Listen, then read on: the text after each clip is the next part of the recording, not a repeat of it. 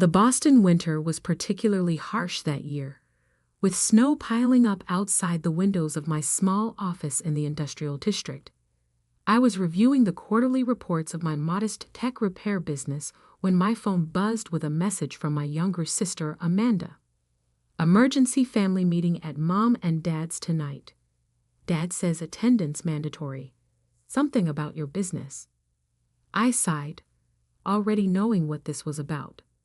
For the past 3 years, I, Sarah Mitchell, had been running my own electronics repair shop while my family ran their much larger electronics retail chain, Mitchell Electronics. They never approved of my decision to strike out on my own instead of joining the family business. My father, James Mitchell, was particularly vocal about his disappointment.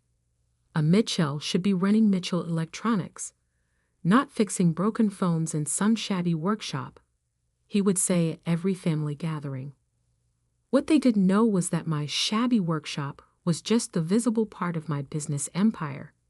3 years ago, I had invested my inheritance from my grandmother in acquiring Apex Components, the primary supplier for Mitchell Electronics and several other major retailers in the Northeast. I kept my ownership private through a holding company, managing everything through trusted proxies while maintaining my repair shop as a cover. As I drove to my parents' luxurious suburban home that evening, I couldn't help but smile at the irony. They thought I was struggling while unknowingly paying millions to my company every year. The family was already gathered in the living room when I arrived. Dad sat in his leather armchair like a king on his throne.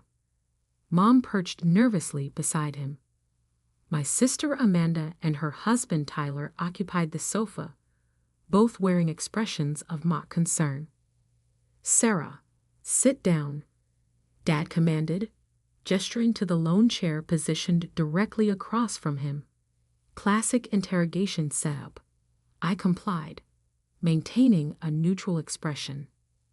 "We need to discuss your situation," he began, his voice carrying that familiar tone of condescension. "The family has been watching your little experiment with concern." I raised an eyebrow. "Experiment? This repair shop fantasy of yours?" Amanda chimed in, her voice dripping with false sympathy. "We've heard things aren't going well." Of course they had. I had deliberately kept my repair shop's profits modest, reinvesting most of the revenue into improving service quality rather than expansion. To outside observers, it might appear that I was barely staying afloat. Dad leaned forward, his expression serious. "Your business is failing," he announced to everyone.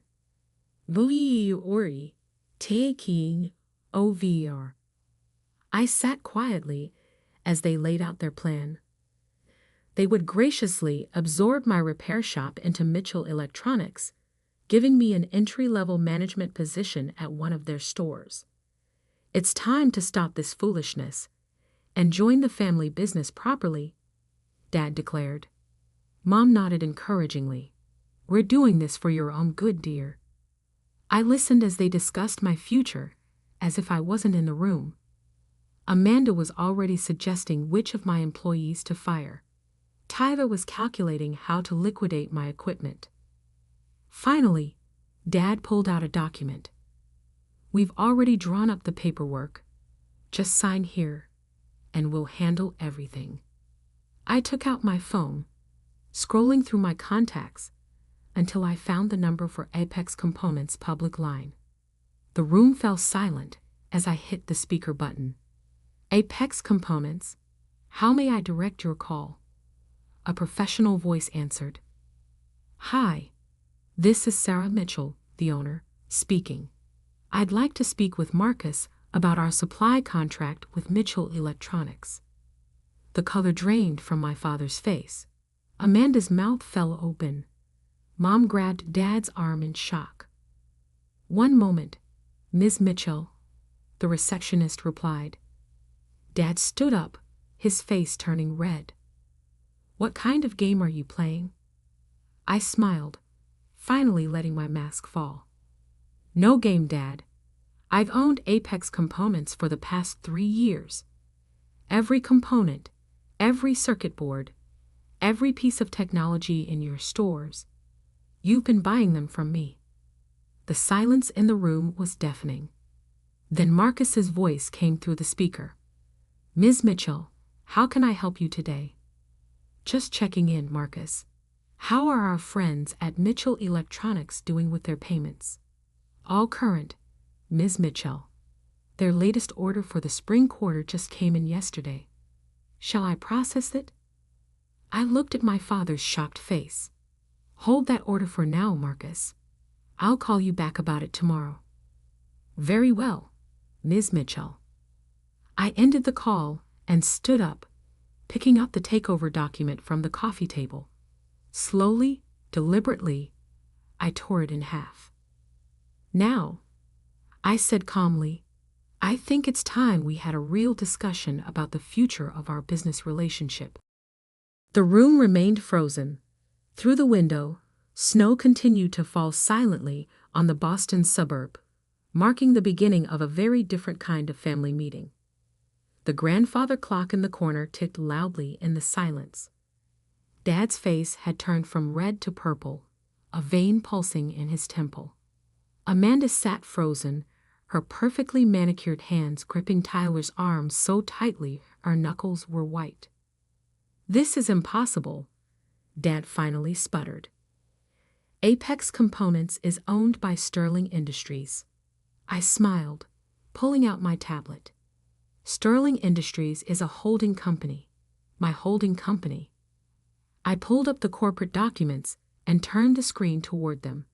Would you like to see the ownership papers? Mom found her voice first. But how? The purchase price for Apex would have been $37 million. I finished for her. Grandmother's inheritance was quite substantial. While you were all busy mocking my little repair shop, I was using it to learn the industry from the ground up. Every component, every supplier, every market trend. You manipulated us, Amanda accused, her voice shrill. All those times you came to family dinners, pretending to struggle, manipulated you? I laughed quietly. Like you manipulated Davis Electronics into bankruptcy last year. I heard all about that at the supplier meeting. Their desperate calls to Apex for payment extensions. The way Mitchell Electronics swooped in to buy their assets at half price. Tyler shifted uncomfortably. He had orchestrated that takeover, earning himself a promotion to Chief Strategy Officer at Mitchell Electronics. Dad stood up abruptly, his business instincts taking over. Fine. You've made your point. Let's discuss this reasonably. What do you want? I sat back in my chair, enjoying the shift in power dynamics. First, let's talk about pricing. Mitchell Electronics has been getting preferential rates from Apex for years. That's changing effective immediately. You can't do that. Amanda protested. We have contracts. Contracts with annual review clauses.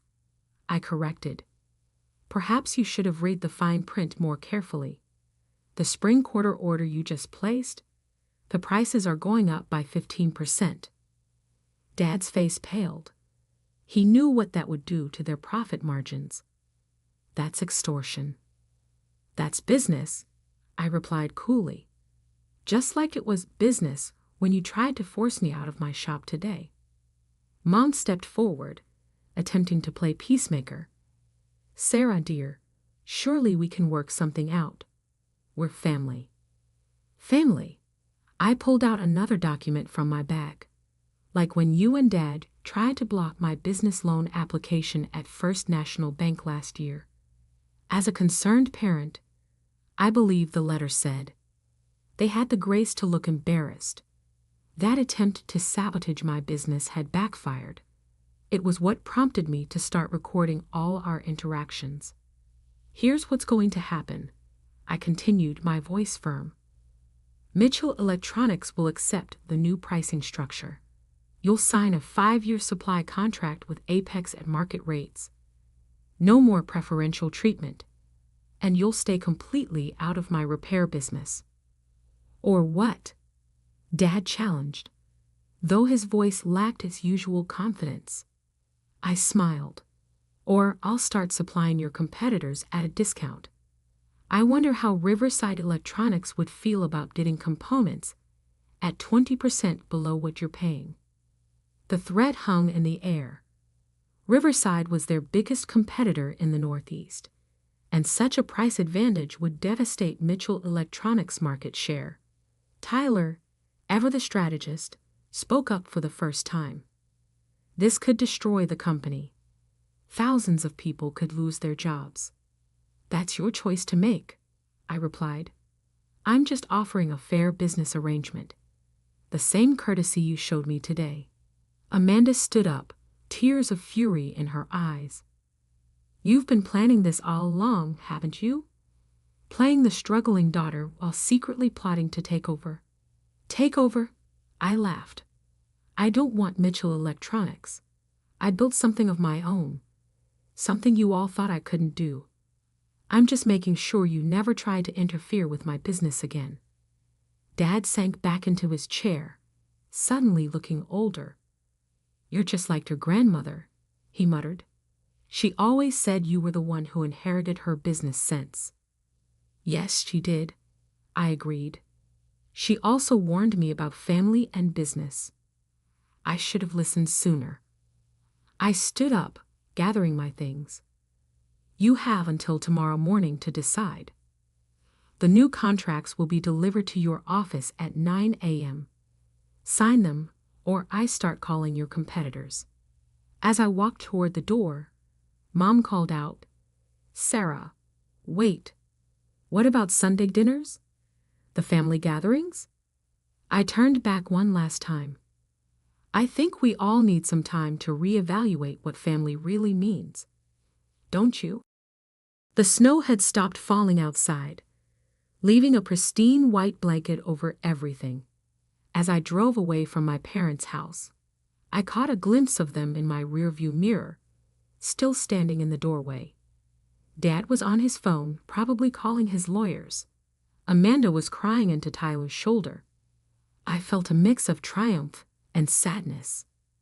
This wasn't how I had wanted things to play out, but they had forced my hand. Tomorrow would bring tough negotiations and probably more family drama. But for now, I had one more stop to make. I turned my car toward the industrial district, where my shabby workshop waited. The lights were still on, my dedicated team working late as usual. They were the real reason for my success, not just my ownership of Apex. It was time they knew the whole truth too. The night was far from over, and I had a feeling the real storm was just beginning. The next morning, Boston's financial district was already buzzing with activity when I arrived at my office in the Apex Components building. I had spent half the night explaining everything to my repair shop team, who were shocked but supportive. Now it was time for the real battle to begin. My phone had been flooded with messages since dawn. Missed calls from Mom, angry texts from Amanda, and several emails from Tyler marked URGENT. I ignored them all and focused on preparing for the 9 a.m. meeting. At 8:45, Marcus, my VP of Operations at Apex, entered my office. The Mitchell Electronics legal team just arrived. All 6 of them. He handed me a coffee. Your father's with them. I nodded, not surprised. And Amanda. She's in the lobby with Tyler. They're demanding to be part of the meeting. Let them come up, I said, straightening my jacket. The more witnesses, the better. At precisely 9 a.m., they filed into the conference room. Dad led the charge, followed by his lawyers and Amanda and Tyler. Their expressions ranged from anger to disbelief as they took in my presence at the head of the conference table in the Apex headquarters. "Before we begin," Dad announced, "I want to make it clear that we contest the legitimacy of your ownership claim." I smiled and gestured to my own legal team. "Feel free to contest it. The paperwork has been ironclad for 3 years. But while you waste time and money on pointless litigation, I'll be having some interesting conversations with Riverside Electronics." One of Dad's lawyers whispered something in his ear, and his face tightened. They knew I had them cornered. "The new contracts," I said, sliding folders across the table. "As promised. Market rate pricing, 5-year term, no early termination without penalty." Tyler grabbed a copy and started reading, his face growing increasingly pale. "These terms, they'll cut our margins by at least 40%.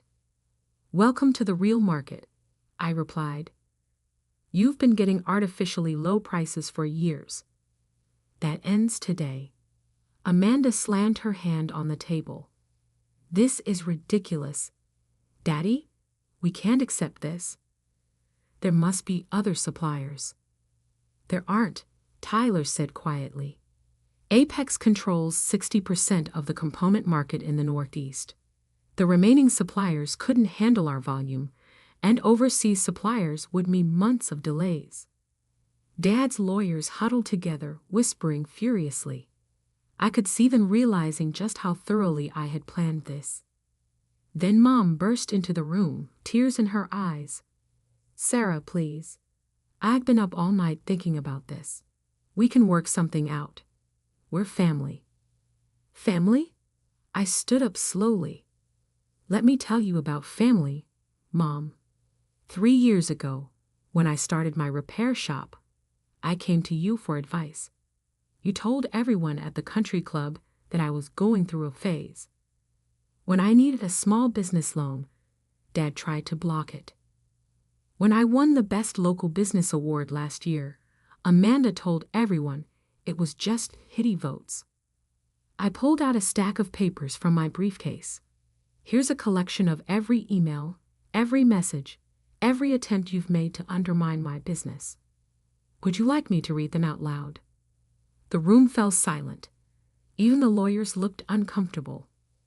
"But here's what you never bothered to ask," I continued. "Why did I start a repair shop? Because I saw how many customers were struggling with expensive electronics they couldn't afford to replace. While Mitchell Electronics was pushing new products, I was helping people fix what they had. My little shop has helped over 3,000 families keep their devices running." Dad scoffed, but I noticed Tyler looking thoughtful. "And Apex," I went on. "I bought it because I saw how Mitchell Electronics treated smaller retailers, squeezing them with high prices while you got special deals. That ends today." I pushed another document across the table. "This is my final offer. Market rate pricing for everyone. No more preferential treatment. And a clause requiring Mitchell Electronics to establish authorized repair centers for your products." "Repair centers?" Tyler leaned forward, interested. "Like your shop?" "Exactly.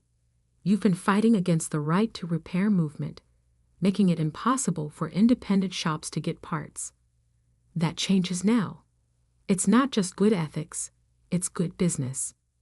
Amanda looked at Tyler in surprise as he picked up the contract and started reading more carefully. "This could actually work," he muttered. "The repair centers could generate steady revenue, build customer loyalty." "Absolutely not," Dad thundered. "We are not turning Mitchell Electronics into a repair shop chain." "No," I agreed. "You're adapting to a changing market. Sign the contract, and I'll even help you set up the repair center network. Refuse, and I start calling your competitors in an hour." Dad turned to his lawyers, who nodded grimly. They knew they had no choice. "I'll need to take this to the board," he said finally. "You have until noon," I replied. Oh, and one more thing. I slid a final document across the table. My repair shop. It's now an authorized Apex Components training center. We'll be certifying technicians for all these new repair centers. Mom burst into fresh tears, but they weren't entirely sad tears. For the first time, I saw a glimmer of pride in her eyes. The meeting ended with Dad and his lawyers retreating to Mitchell Electronics headquarters for an emergency board meeting. Amanda followed them out without a word, but Tyler lingered. "You planned this perfectly," he said, a note of admiration in his voice. "Want to get coffee? I'd love to hear more about your repair center network idea." I looked at him suspiciously, but his interest seemed genuine. "Sure," I agreed. "But if this is some kind of ploy..." He shook his head. "No ploys. I think you might have just saved Mitchell Electronics from becoming obsolete. Your father's too proud to see it yet, but you're right about where the market is heading." As they left, Marcus approached with a new stack of messages. "Riverside Electronics has been calling all morning. They heard rumors about changes at Apex." I smiled. "Tell them I'm in meetings all day. Let them sweat a little. The next few hours would determine the future of both Mitchell Electronics and my relationship with my family." But for the first time in years, I felt like I was finally being seen for who I really was. Not just the rebellious daughter, but a businesswoman in my own right. The storm I had started was far from over, but at least now everyone knew exactly what they were dealing with. The Mitchell Electronics board meeting ran over the new deadline. At 12:01, I was about to start dialing Riverside Electronics when my office phone rang. It was Dad's private number. "The board has approved the contract," he said, his voice tight. "With one condition." I waited. "They want you on the Mitchell Electronics board as well, as head of the new repair division." I hadn't expected that. Who proposed that? Tyler did, and I seconded it. The admission seemed to cost him something. I could hear the years of pride cracking in his voice. "I'll think about it," I replied, and hung up. Over coffee earlier, Tyler had shared some uncomfortable truths about Mitchell Electronics. Their sales were declining as consumers became more environmentally conscious and repair-friendly. The company needed to evolve, but Dad had been resistant to change. My phone buzzed with a text from Amanda. "We need to talk, alone." I agreed to meet her at my repair shop.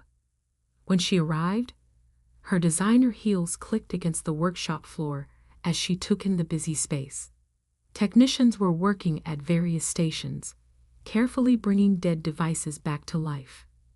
"It's not what I expected," she admitted, watching a young technician delicately repair a smartphone screen. "I always pictured you working in some dark basement." "That's because you never bothered to visit," I replied. She flinched. I deserved that. She turned to face me. "Tyler showed me the projections for the repair center network. It's impressive. You're not just fixing phones, you're building something sustainable." That was always the plan. "Why didn't you tell us?" she asked. "About Apex, about all of this? Would you have listened? Or would you have tried to take control, like you did yesterday?" She was quiet for a moment. "I was jealous," she finally admitted. "You were always the smart one, the one grandmother believed in. When you started this shop, I thought I was finally better than you. Working at Mitchell Electronics, wearing expensive suits, looking down on my sister, the repair technician. And now I realize you saw the future while we were clinging to the past." She gestured around the shop. "This is where the industry is heading, isn't it? Sustainability, repairs, customer service." "It is," I confirmed. "The question is, Are you ready to be part of it? Before she could answer, the shop's door chimed. Mom walked in, looking out of place in her pearls and cashmere sweater. I hoped I'd find you both here, she said softly. Your father's on his way too. Sure enough, Dad's car pulled up minutes later. He entered the shop slowly, taking in the busy workspace with new eyes. Your grandmother would be proud, he said quietly. She always said business wasn't just about profits. It was about building something worthwhile. That's what I've been trying to do, I replied. I know that now. He pulled out a folder, the signed contracts, and something else. Inside was a formal apology from the Mitchell Electronics Board for their past attempts to interfere with my business, along with the board membership offer. We're not asking you to give up anything, Dad explained. Keep running Apex and your shop. But help us transform Mitchell Electronics too, not as our supplier, but as our daughter. I looked at my family, Mom's hopeful smile, Amanda's newfound respect, Dad's difficult but genuine attempt at reconciliation. On one condition, I said, the repair network starts here, with my team. They've earned it. Agreed, Dad nodded. Tyler's already working on the implementation plan. He says you two had quite a productive coffee meeting. Speaking of your team, Amanda added, we need to talk about expansion. If we're rolling out repair centers across the Northeast, you'll need to train more technicians. I might have some ideas about that. I smiled, thinking of the training program I'd been developing. That evening, after the papers were signed and plans were made, we gathered for an impromptu family dinner, not at my parents' formal dining room, but at the small cafe next to my shop. The same cafe where I'd first dreamed up my business plan 3 years ago. To new beginnings, Mom proposed a toast, and to old wisdom, I added, thinking of grandmother. Dad raised his glass. To the future of Mitchell Electronics and Apex Components. And to family, Amanda concluded, who sometimes need to be broken apart to grow stronger together. As we ate and talked about the future, I watched my repair shop through the cafe window. The lights were still on, my team still working. Tomorrow, I would tell them about the expansion plans, the opportunities ahead. They weren't just repair technicians anymore. They were pioneers in a changing industry. 6 months later, the first Mitchell Electronics authorized repair center opened in downtown Boston. The ribbon-cutting ceremony featured the entire Mitchell family, with Dad and me sharing the scissors. The photo made the local business news. Mitchell Electronics embraces right to repair movement. A family business evolution. My repair shop became the flagship training center, with Amanda surprisingly taking a keen interest in the educational program. Mom started a sustainability initiative within the company, working to reduce electronic waste. Even Dad found his passion again, mentoring young entrepreneurs who wanted to open their own repair centers. The family dinners resumed, but they were different now. Instead of judgment and competition, there was collaboration and respect. We weren't just a family business anymore. We were a family that had learned to appreciate each other's visions. As for me, I kept my office in the repair shop, even after the Apex Components revelation. It reminded me of where I started and why. The small desk where I'd first dreamed of changing the industry now shared space with certificates, awards, and a simple framed photo of my grandmother. One evening, as I was locking up, Dad stopped by. He picked up a framed article from my wall, the first review my repair shop had ever received. You know, he said thoughtfully, your grandmother once told me something I didn't understand until now. She said, the best business leaders don't just build companies. They build bridges. I smiled, thinking of all the bridges that had been built and rebuilt over the past 6 months. She also said something else. I replied, sometimes the strongest foundations are built on broken ground. Outside, the Boston sunset painted the sky in shades of possibility. Through my shop window, I could see the Mitchell Electronics sign glowing in the distance, now proudly advertising sales and services. Between the two businesses stood the city we served, full of people who needed both our products and our help maintaining them. We had found our balance, as a business, as a family, and as a force for change in an industry that needed it. Sometimes I realized the best revenge isn't winning the fight, but transforming it into something better than victory.